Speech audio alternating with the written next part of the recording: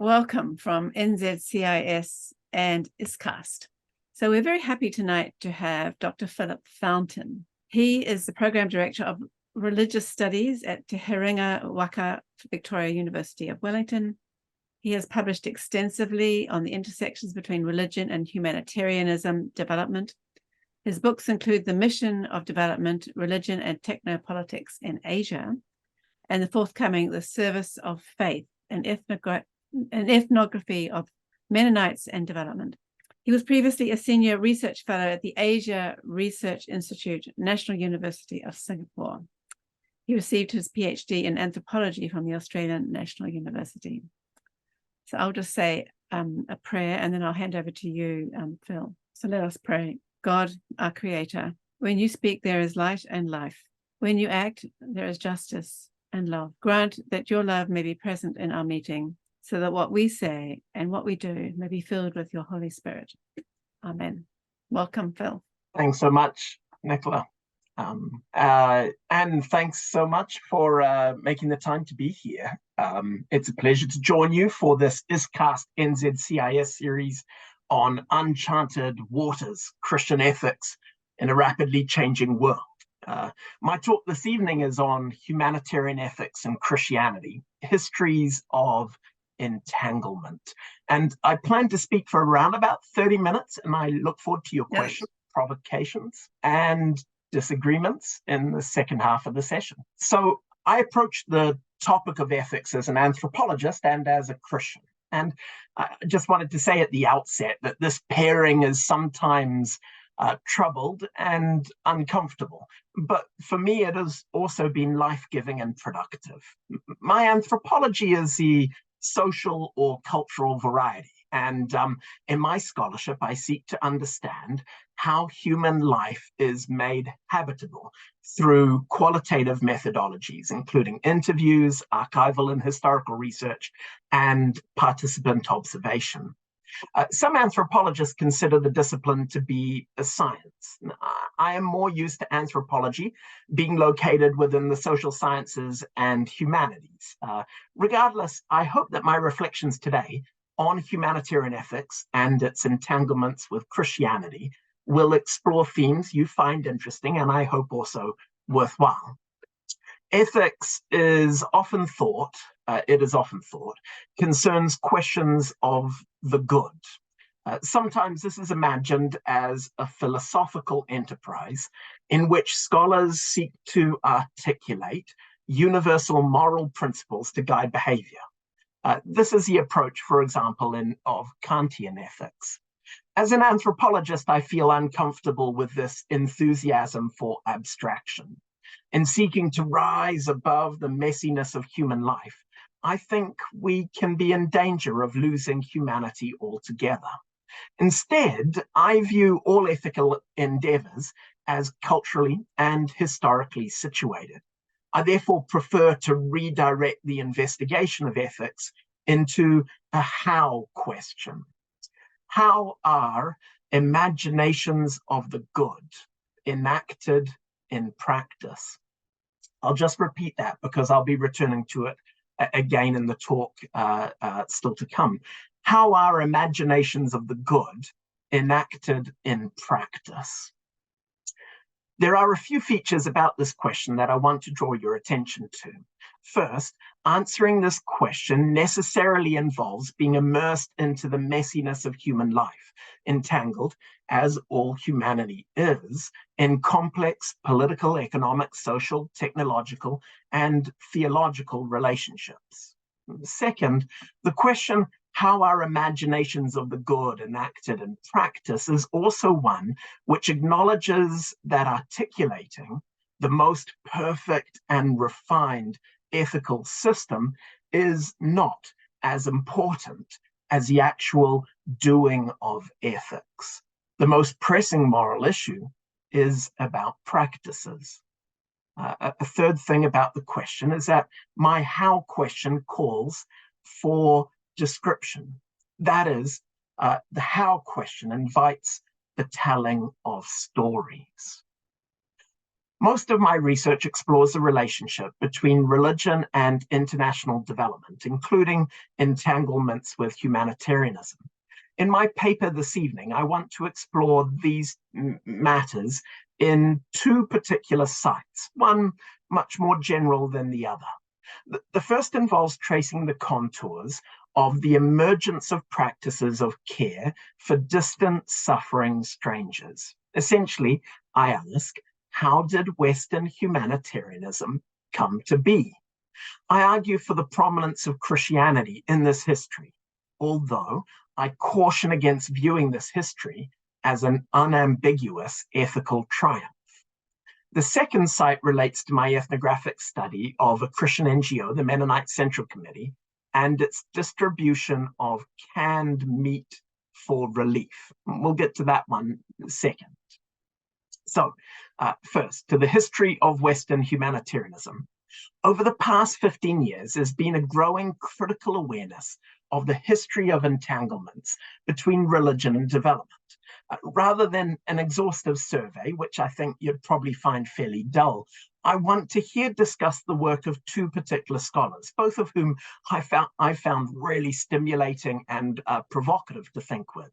The first is an American political scientist by the name of Michael Barnett, and the second is a French anthropologist, Didier Fassin. In his book, Empire of Humanity, Michael Barnett argues that humanitarianism is not a universal or innate impulse which characterizes all of humanity. Rather, humanitarianism emerged at a particular historical juncture. Barnett especially highlights the crucial role that Christianity played in the birth of humanitarianism. And for Barnett, this was something of a surprising discovery when he went about researching the history of humanitarianism.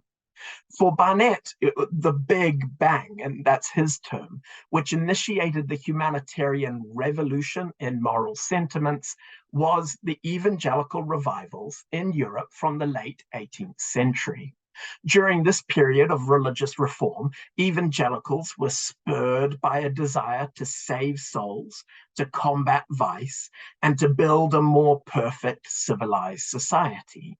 Among the myriad initiatives and organizations established at this time were a large group of missionary actors concerned with distant suffering others, and also the campaign to abolish slavery, among many others. Barnett argues that this emerging evangelical humanitarianism held an emancipatory spirit. And here's a long quote from him, quote, that included dissolving boundaries of indifference, creating new forms of community and obligations among its members, and instilling new kinds of commitments on the part of the fortunate to the welfare of the less fortunate, end quote. Through colonial and capitalist pathways, this ethical sea change migrated from the metropoles of Europe to the colonies in Asia, Africa, and elsewhere. This emergent humanitarian ethic also incorporated ideologies of paternalism, imagining that civilized Europe was more advanced than backward peoples. European Christians were confident in their own superiority. This belief in their ethical elevation furnished a sense of both rights and duties to intervene in all manner of arenas to advance the creation of a new global moral order. For Barnett, therefore, compassionate care, emancipatory zeal, and paternalistic superiority were inseparably bound together in the birth of contemporary humanitarianism. Indeed, Barnett argues that humanitarianism today remains an inherently and unavoidably paternalistic enterprise. Rather than a story of ethical progress, Barnett argues that humanitarianism today remains entangled in inequitable colonial, racial, and economic relationships. Didier Fassin's humanitarian reason is subtitled A Moral History of the Present. Fassin examines how moral sentiments direct our emotions to the suffering of others and make us want to remedy them. He explores how these moral sentiments have become an essential force in modern Western politics. In doing so, he analyzes key domains of contemporary governance, such as the distribution of financial assistance to the poor in France, processing applications for asylum, care for people living with AIDS in South Africa, responses to natural disasters, and also the work of humanitarian agencies testifying on behalf of populations afflicted by war. While each of these is automatically presumed to be good and indeed morally untouchable, for Fassan, they should not be above critique. In his conclusion to his book, Fassan turns to religion. This is actually something of a surprise for the reader because religion hardly gets a mention in before the conclusion. But in the conclusion, he turns to religion. He argues that genealogically, that is historically, humanitarian reason has its source in the Christian world, and that the broad appeal to humanitarianism today prolongs and renews the Christian legacy. Fassan argues that the prominence of humanitarianism today is an example of what he calls the religious after religion.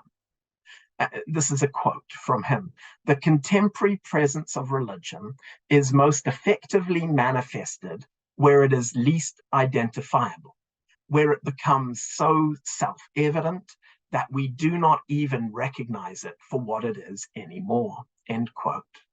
The ultimate victory of religion, therefore, lies in its lasting presence at the heart of what Fassan calls our democratic secular values.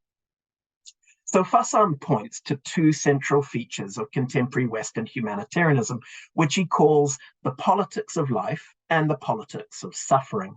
The idea of human life as a highest good, what Fassan calls here biolegitimacy, derives from a Christian sacralization of life, which imagines the sustaining and the maintaining of biological life to be among the primary political goals. However, not all lives are treated equally, and this is really Fassan's recurring motif in the book. Some lives are saved, while others are not. For example, Fassan argues that humanitarian logics allow for, this is a direct quote, for the lives of Palestinian youth to have a much lower value than, respectively, the lives of the Israeli child, the American soldier, the European patient, or the French professional. The book was published a decade ago, although it could be written today. Humanitarianism is intimately connected with changing ideas about suffering. Christianity, for Fassan, valorized suffering as a basic human experience and connected it with the passion of Christ. He argues, the singular feature of Christianity is that it turns suffering into redemption. But for Western societies today, he says, salvation emanates not through the passion one endures, but through the compassion one feels. These feelings of compassion for distant suffering others is one of the main ways in which we affirm and reinforce our own humanity. Further, even while humanitarian sentiment facilitates an acknowledgement of the humanity of the other, it also reifies their condition of victimhood.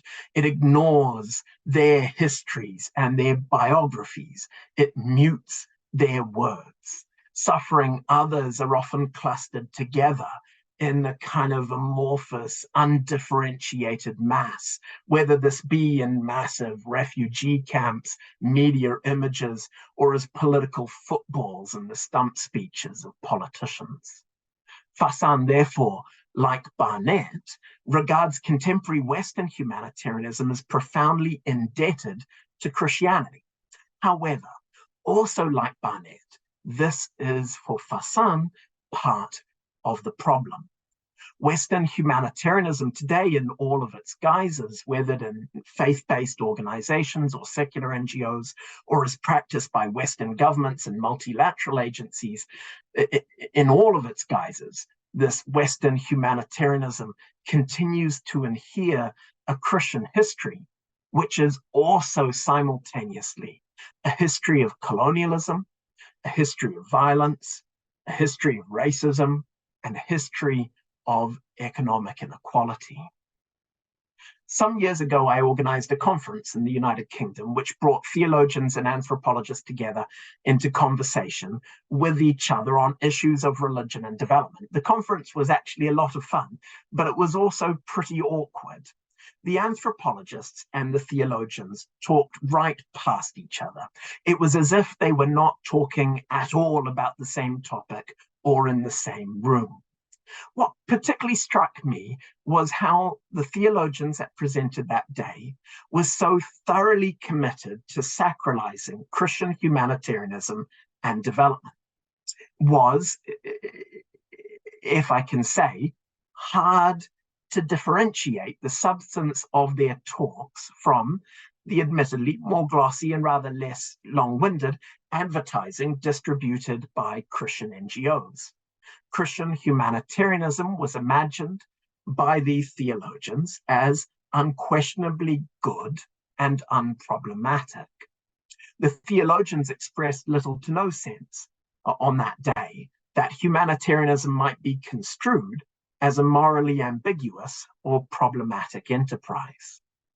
The problem is, as I see it, that sacralization is a rather limited form of ethical engagement.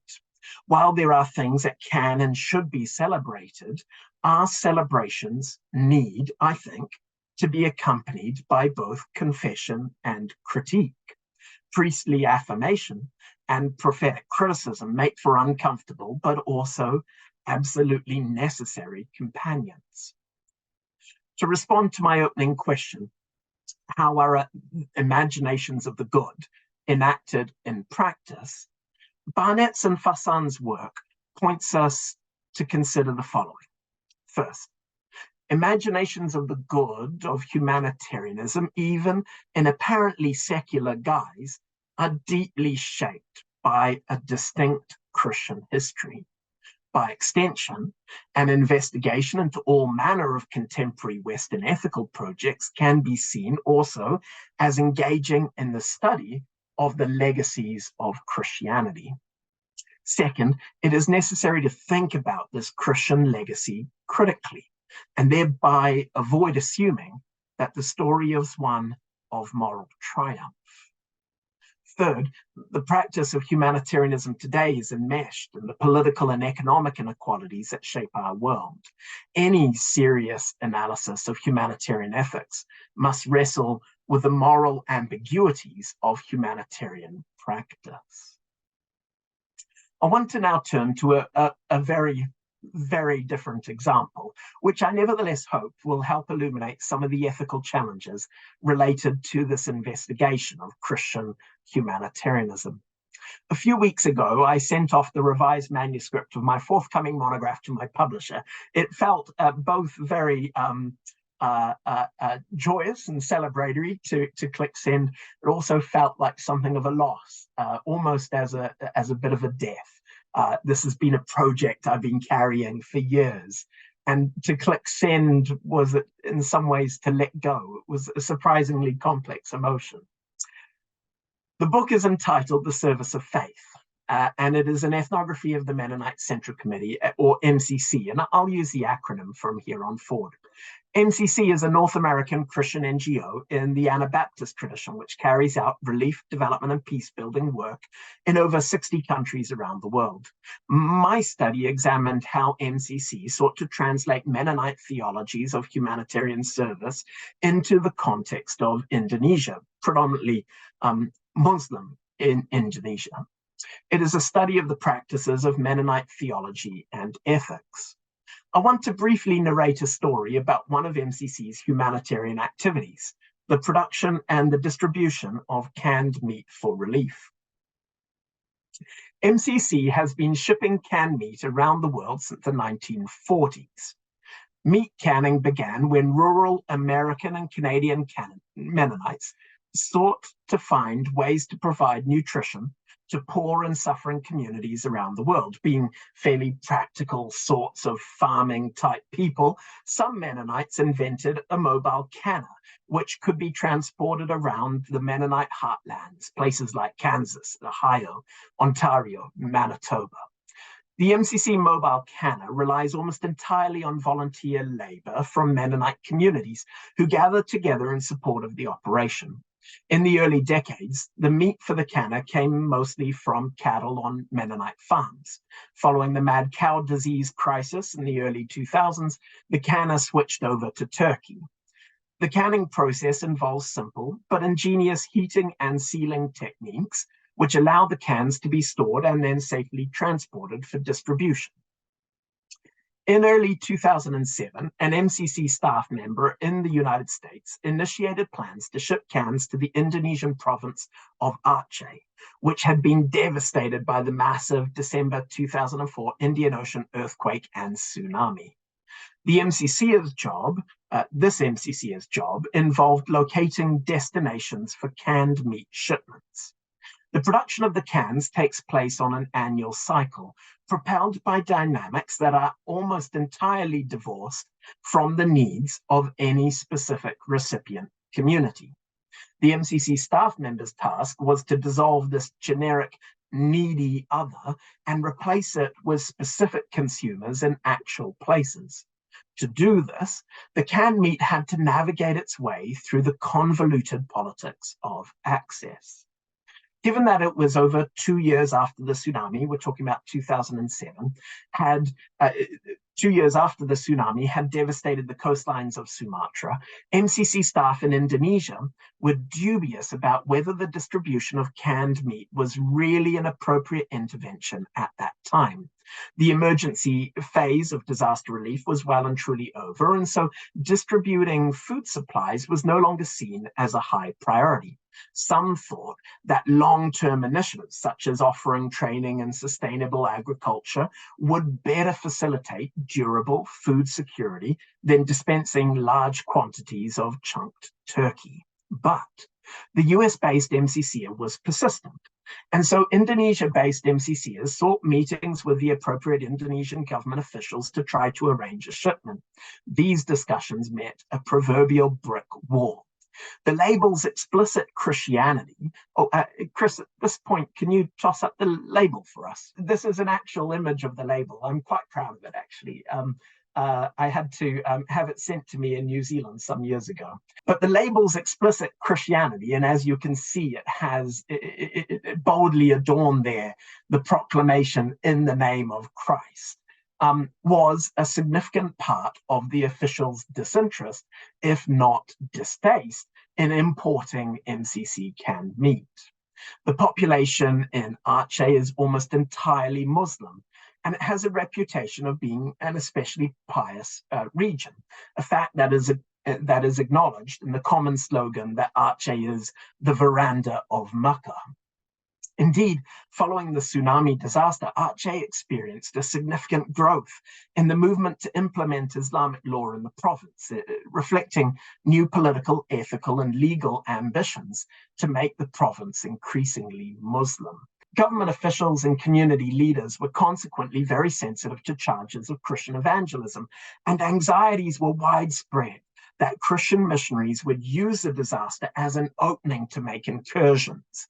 The unambiguously Christian label was, unsurprisingly, considered inflammatory.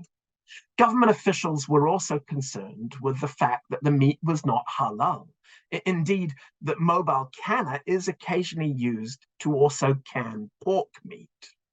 Faced with a direct rebuff, MCC Indonesia staff called off the attempt to get the canned meat to Indonesia, but the story did not end there. The Akron-based administrator was unconvinced that all avenues had been pursued. He doggedly continued to try to fulfill his mandate of getting the canned meat sent out. Bureaucratic concerns and collegial indifference were obstacles to be traversed. Consequently, he bypassed MCC staff in Indonesia and located another organization who agreed to seek to arrange shipment and distribution of the cans. This partner organization was called Tsunami Earthquake American Relief Services, which had the acronym TEARS. And it was formed in January 2005 in response to the tsunami by the Lake Jackson Church of Christ in Texas. Its work was mostly carried out in South Nias, an island offshore of Sumatra, and it consisted at first largely of short-term medical missions in which American medical personnel would spend some weeks in Indonesia carrying out voluntary healthcare initiatives. A group of islands off the coast of Sumatra, Nias was also affected by the Indian Ocean earthquake and tsunami. The disaster experienced by Nias, however, was not on the same scale as the disaster faced by coastal Aceh. Unlike Aceh, however, the population of Nias is predominantly Protestant Christian.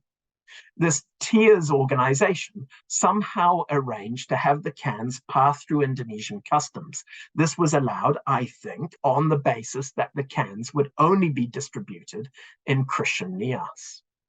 The convoluted journey for canned meat begs some good ethical questions.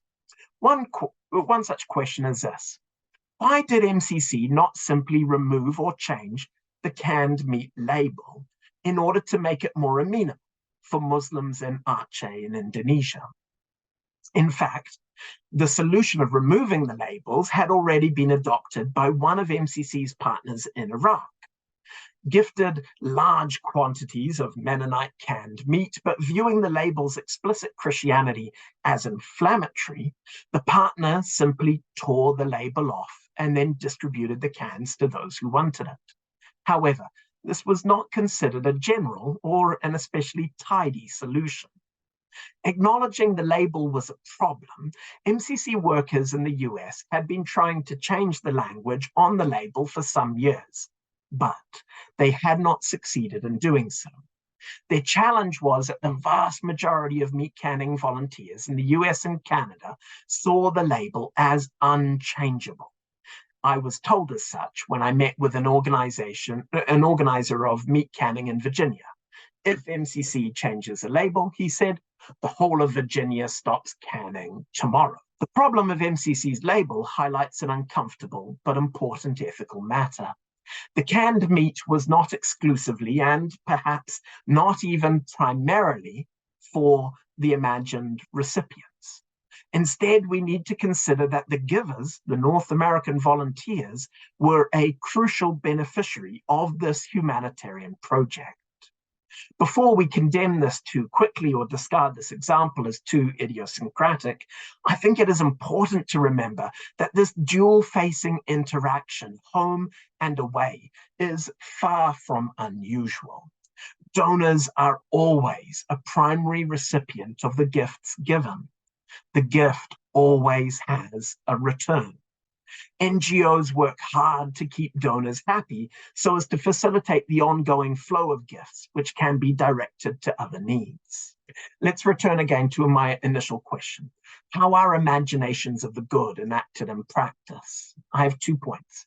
Ethical practices often, if not always, involve multiple actors who rarely cohere or agree on the goals, effectiveness, and desired outcomes of any particular project. Humanitarian practices are contested, both inside and out. Relatedly, Christian humanitarian practices don't exist in their own ethical universe. Instead, Christian humanitarianism is enacted today alongside and in collaboration with the diverse agendas and practices of others. My second point is that imaginations of the good are also contested inside and out. Canned meat for relief versus halal diets.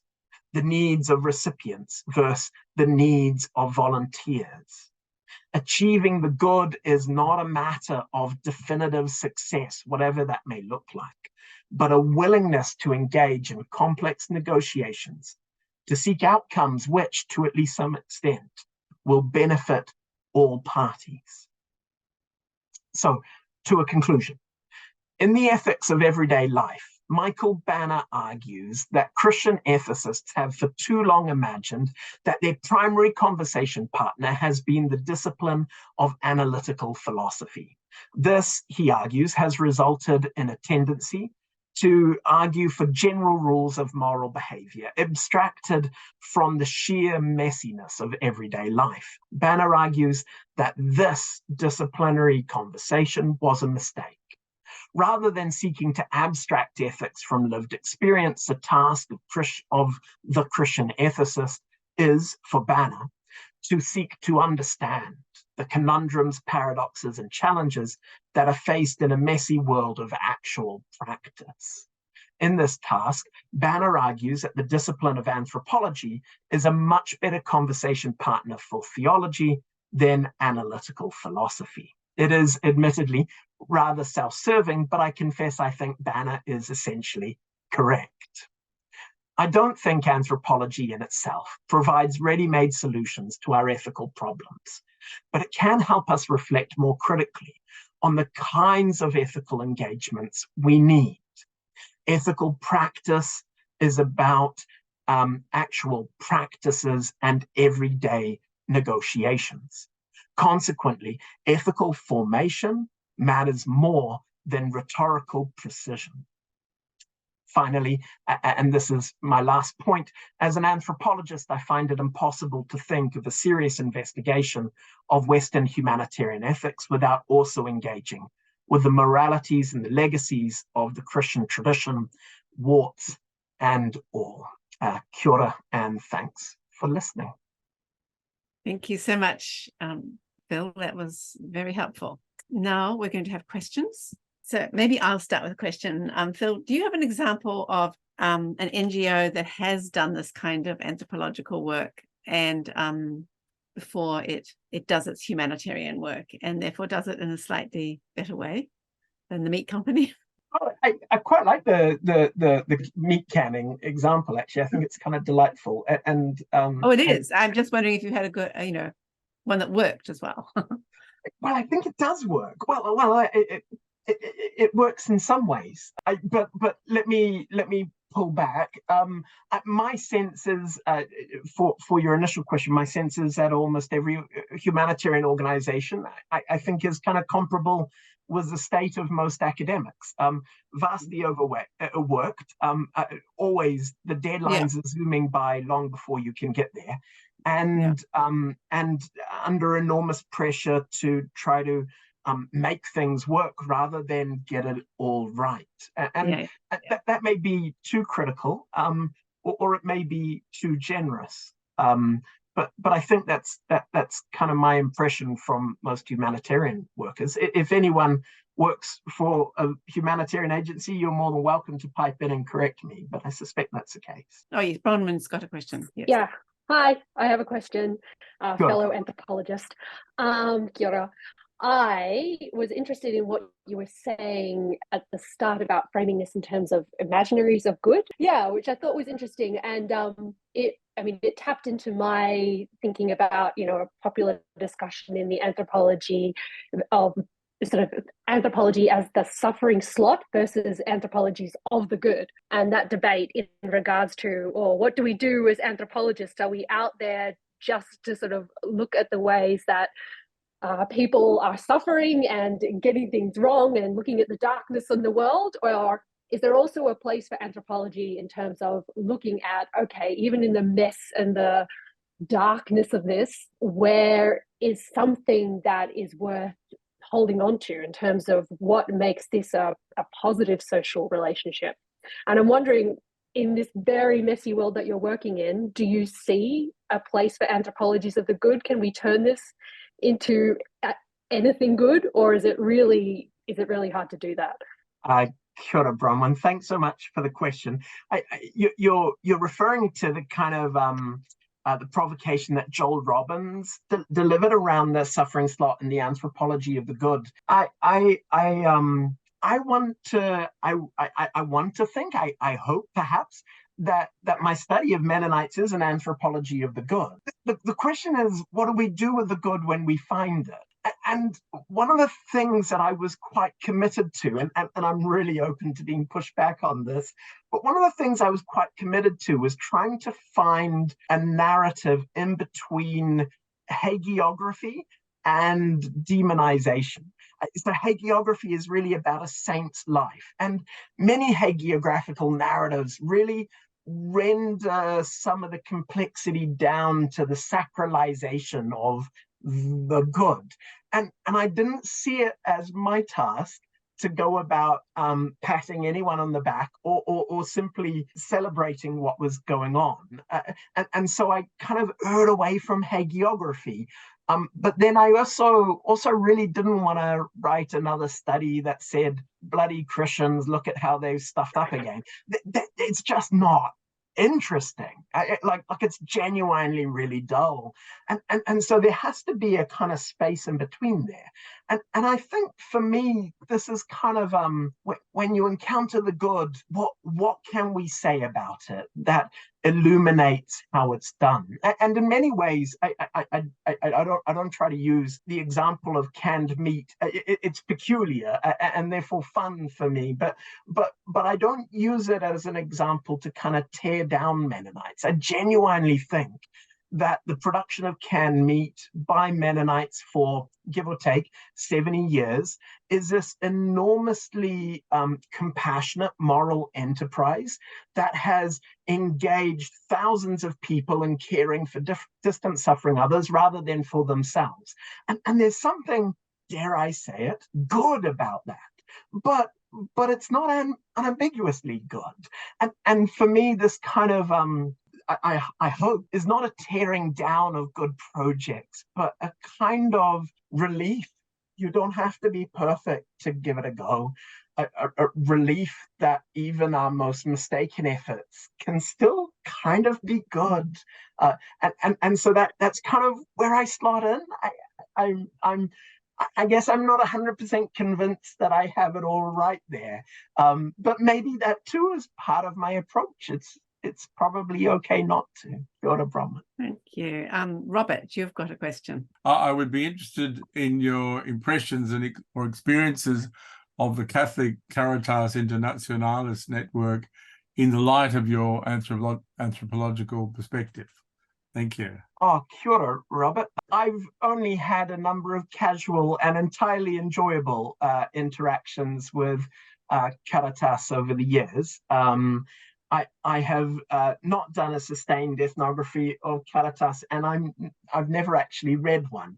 I would love an anthropologist to hang out with Caritas for some months and some years and to explore what's going on.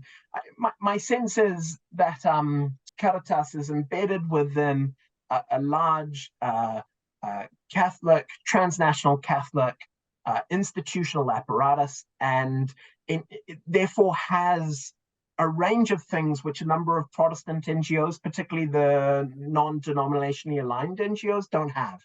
That is, it has a natural built-in constituency, which, as my understanding of Caritas folks I've talked to over the years, is both its biggest blessing and also potentially also a challenge. How to engage that constituency so clearly defined for you in ways that are productive, in ways that are creative, in ways that propel and form agency and encourage action. That's about all I'd have to say on that, Robert. It's a great question. I'd love to read the anthropological book on Caritas, and I'm not sure it's been written yet. When it is written, I will definitely be buying it and reading it, though. Thank you. Thank you. Charles. Yes. Thank you, Phil. It was, I too see a great connection between humanitarianism coming from Christianity, and I was intrigued by your Mennonite story, and it brought to mind an interpretation I've heard of Jesus' words that he who gives even a cup of cold water in my name will not lose his reward. And the phrase there that you give this cup of cold water in Christ's name. implying that there's either no reward or a lesser reward for just giving a cup of cold water without any Christianity attached to it. You got any reactions to those ideas? Only brief ones, I think, but thank you. The term a cup of cold water was, when I was carrying out my research, used absolutely everywhere in the Mennonite Central Committee. So I think a cup of cold water in the name of Christ was precisely where that slogan, in the name of Christ, comes from. And indeed, what that term did, the giving of the cup of cold water, was both an affirmation of the giving of a material thing. That is, it's not a kind of emotionally anemic transactional finance. It's something which people have put together with their hands, which have given it from someone to somewhere. And so this can meet example also parallels a series of other material aid examples. People gather together in resource centers all throughout the US and Canada, Mennonites do, and they make school packs to send out to victims of disaster or whatever. And then they make a series of other disaster relief packs. And there's something about the getting your hands dirty in the act of care, which has really, it impacts the Mennonite community in ways in which a bank transfer cannot and never will. It's an emotional investment. It's a time investment. It's an investment in community, in relationships, in spaces and in places. And so that kind of a giving of the cup of cold water has, for me, and I think for many Mennonites, this kind of sense of the materiality of the gift. The challenge of "in the name of Christ" is that the phrasing itself looks like a direct affront to Muslims who live, as it were, under the name of Allah. And so this particular phrasing was seen as baptizing the canned meat gift in a particularly potent theological way, by, I think, both Mennonites and also by Muslims in Aceh. And so that was, the exact phrasing was actually a significant part of the challenge and the problem. Thank you.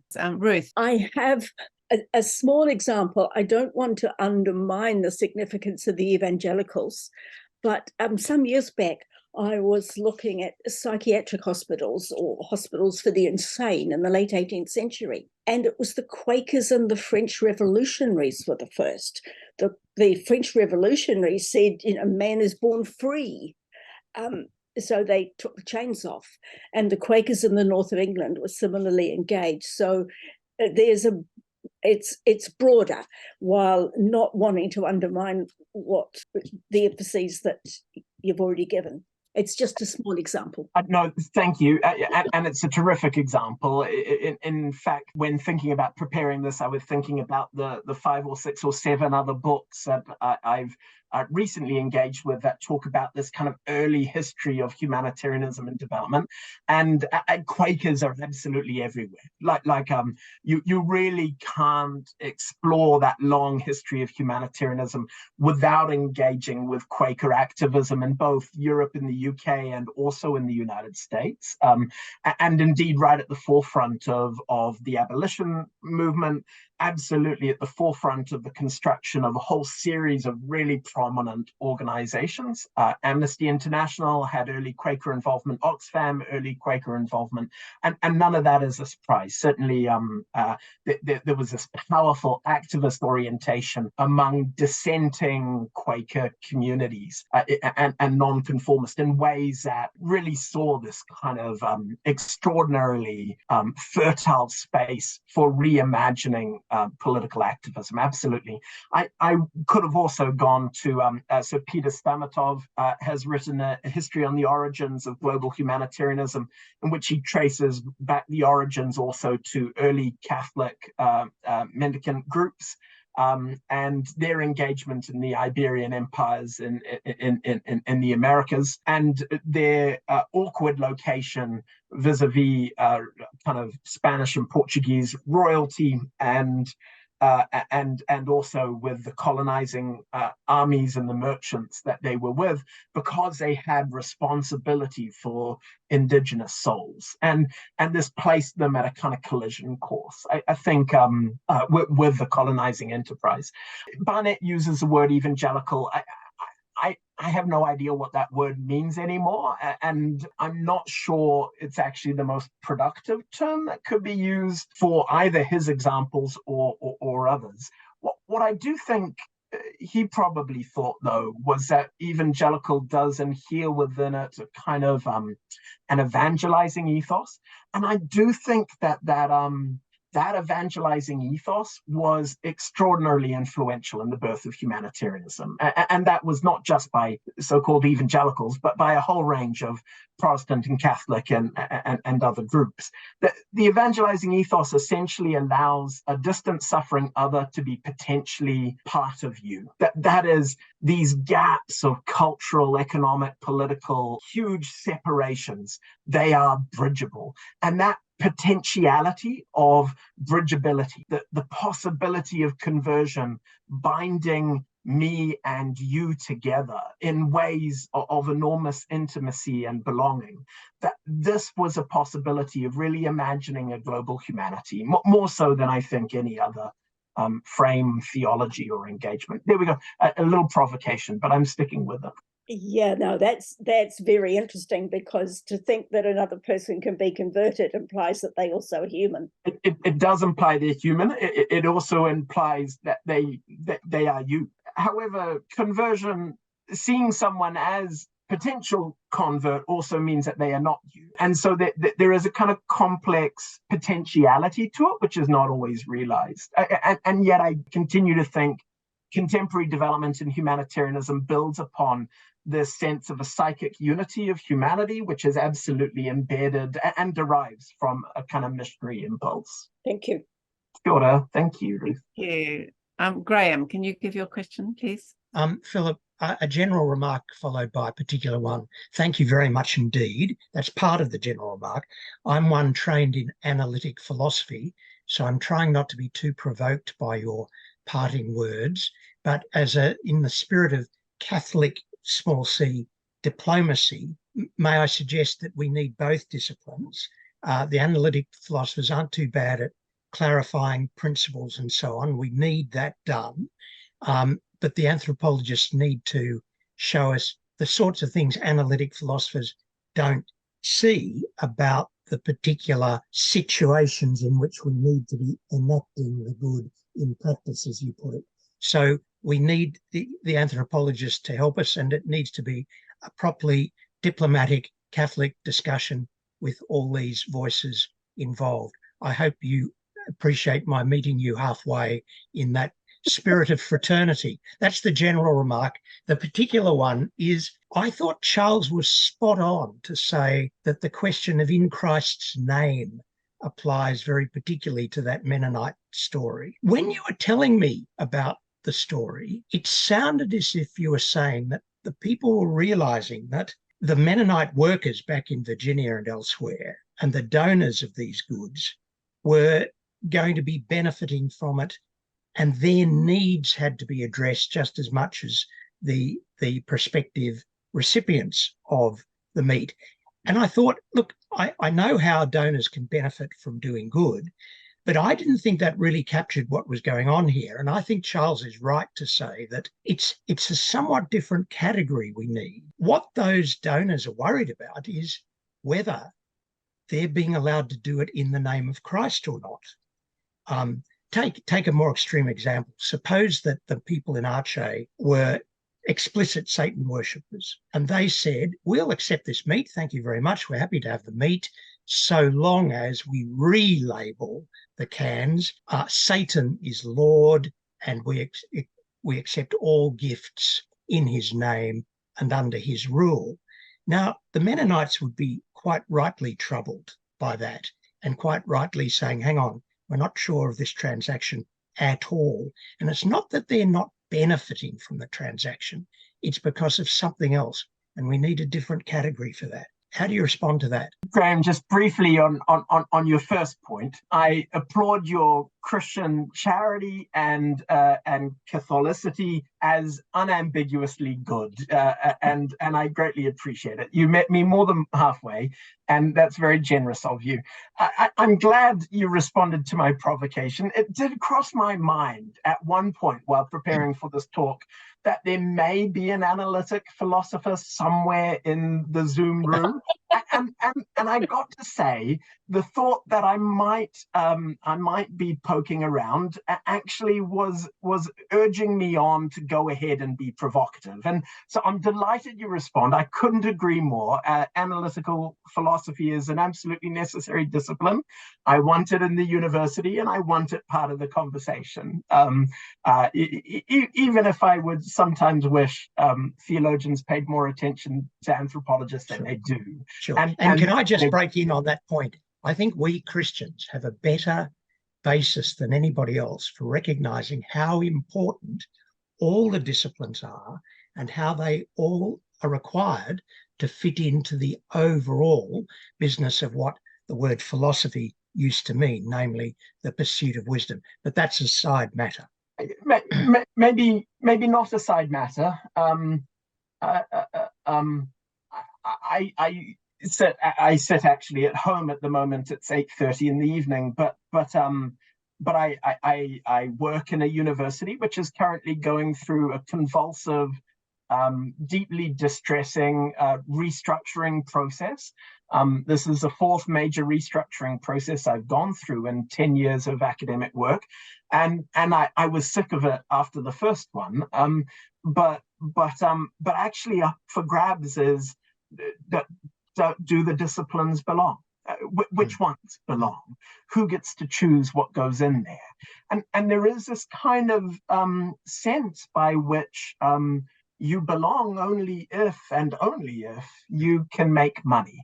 And this seems to me to be almost entirely the wrong foot to start on. Actually, that breadth is necessary in a kind of a Pauline imagery.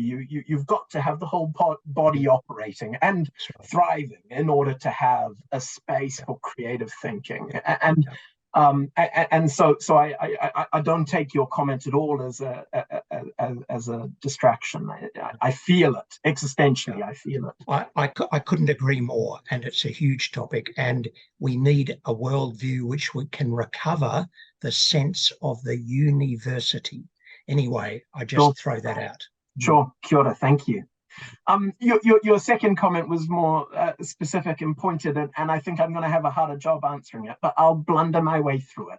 Your question was, is a commitment to having on the label "in the name of Christ" specific Christian commitment, which was about locating their good as their good, as something that emerged out of a Christian ethos and an imagination. And yes, I think it probably is. That said, I don't have any particular boat in the water of this particular race over should the label be changed or should it not. But if you want to love Muslims, the officials won't let you go and show your tangible act of love. Then I'm not sure how you're communicating in the name of Christ through that. So I'm not sure there's a perfect solution to this. I hear your question. I like your question. I think it's the right kind of challenging question. It does respect the fact that these Mennonite farmers and rural types had a very specific project that they were engaged in. And there are limits to the translatability of that project into other life worlds. And among those limits are around whether the object continues to imbue that same theological commitment. Yeah, so no perfect solution, but I think for me, that commitment was really indicative a sense of ownership. It had to be done my way, or it wouldn't be done at all. And I'm not necessarily critical of that, but that sense of ownership really shone through as an extraordinarily powerful cultural and social fact, which MCC administrators had to deal with. That is, think about the distribution all you want, but you also had to think about what's happening back home.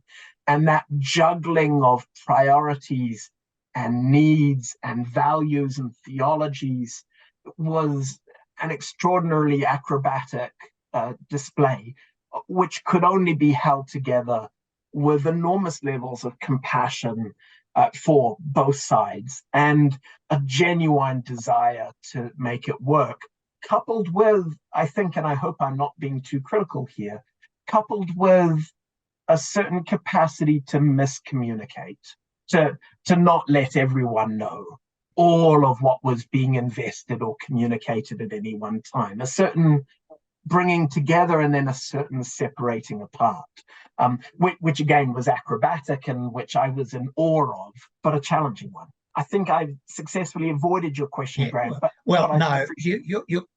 I accept all that, and it'd be wonderful to worry away at all those considerations. I agree, they're all there, and there are simple questions of sensitivity and so on that must be operative. Anyway, there's plenty of work to be pursued along those lines. I'll shut up. Thank you. Thanks so much. I guess my question is just, from a not only do we need the analytic philosophers, but from a Christian point of view, we need the theologians as well. And the Mennonite situation seems to me just this typical situation of, de-theologizing it, call it mixed motives, and also the motives of all sorts of different people, some with some motives, some with others, and trying to make the organisation work, or theologizing it. The doctrine of sin is going to say that even our best attempts to do good will go awry, and but nevertheless we still have to try and love our neighbour, even though we must know that loving our neighbour will always be tainted one way or another. But let's get on with it anyway, sort of thing. But thank God for those who are the critics as well, and who say, who question and who poke and who ask about the motives. Anyway, that's just a vague comment suitable for after closing time, but I would have tried to be a little bit more erudite if it had been before closing time. Thanks, Philip. It was a great talk. Thanks, Chris. I have this real fondness for those who just get on and give it a go. There is something, I think, I don't know if this is offensive or kind of generous, but there's something quite kind of antipodean about that approach. To go, it looks like you got a tire out. Let's fix that up. And that kind of approach, I have a real fondness for it. It's entirely not me, and that's probably my fondness for it. My practical skills come to almost nothing, and what I often find is that to return back to Graham's point about the university and Catholicity, what I often find is New Zealand churches have very little space for the critic and the conscience and the prophetic question. The pragmatism of New Zealand Christianity, I have a genuine affection for, but I'm also kind of acutely aware of the dangers of only being pragmatic or not attending to those other questions, which you absolutely kind of noted over. We need the critics, we need the questions, we need the doubters. That they too belong, and that belonging is better for it. That's my sense, anyway. Yeah. Maybe on that point where everyone's nodding, we should perhaps finish. Nod off. Yes, so thanks so much for coming. It was a real pleasure, and thank you for your fabulous questions. I hope I did them some justice. And thank you so much, Phil. That was just very interesting and very, very different from a lot of the others. So thank you. You've given us something new and fresh to think about. Thank you. So we'll ask Grace. Grace, would you mind muting, and we'll end with prayer. Thank you very much. Sure. I'm taking our closing prayer from this book, He Rau Orua, by Reverend Waiora Timoni. Tōkia, tōkia a tamanui. Tōkia, tōkia te tamakotahi. Ki ngā Roma whakatōkia. Ki ngā awa atariri. Arumea te atawhai, arumea te pai. Ka mākona, kua mākona. Ko piku atu rā ki u, ki tau. U tonu ake, amine. Let the sun plant itself into the horizon as the sun was planted for humanity. Let our work flourish, nourished by your living waters. Let goodness and mercy flow to us, by which we are fulfilled. And let this work be evergreen, as you are ever true. Amen.